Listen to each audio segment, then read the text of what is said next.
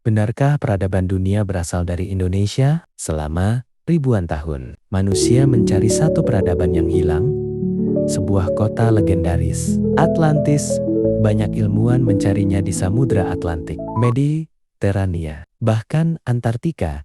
Namun, bagaimana jika jawaban yang selama ini dicari dunia justru tersembunyi di Indonesia? Atlantis pertama kali muncul dalam tulisan filsuf Yunani kuno, Plato, sekitar tahun 360 sebelum Masehi, dalam dialognya yang terkenal, Timaeus dan Critias. Menurut Plato, Atlantis tenggelam dalam satu malam akibat bencana dahsyat. Selama ratusan tahun, tidak satupun teori yang berhasil memberikan bukti yang benar-benar meyakinkan. Hingga muncul satu teori yang mengejutkan dunia akademis. Teori yang menunjuk ke wilayah yang selama ini jarang diperhitungkan. Asia Tenggara. Sekitar 20.000 tahun lalu, bumi berada dalam zaman es terakhir.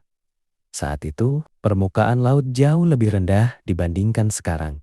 Wilayah Indonesia, Malaysia, Thailand, hingga sebagian Vietnam sebenarnya adalah satu daratan besar. Para ilmuwan menyebut wilayah ini Sundaland.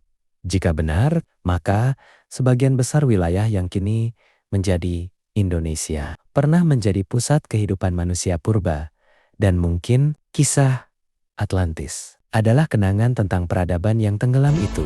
Di Jawa Barat Indonesia berdiri sebuah situs megalitikum yang penuh misteri. Gunung Padang.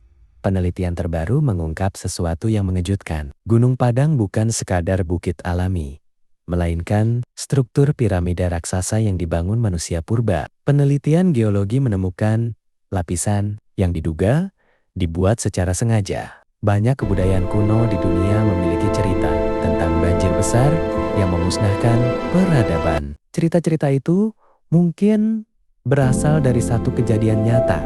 Saat es mencair, permukaan laut naik hingga lebih dari 100 meter, puluhan juta kilometer daratan hilang. Jika di Sundaland pernah ada peradaban maju, maka kemungkinan besar peradaban itu tenggelam bersama naiknya laut. Teori Atlantis Nusantara memang menarik, namun tidak semua ilmuwan setuju. Para skeptis berpendapat bukti arkeologi masih terbatas. Beberapa metode penelitian dianggap belum valid.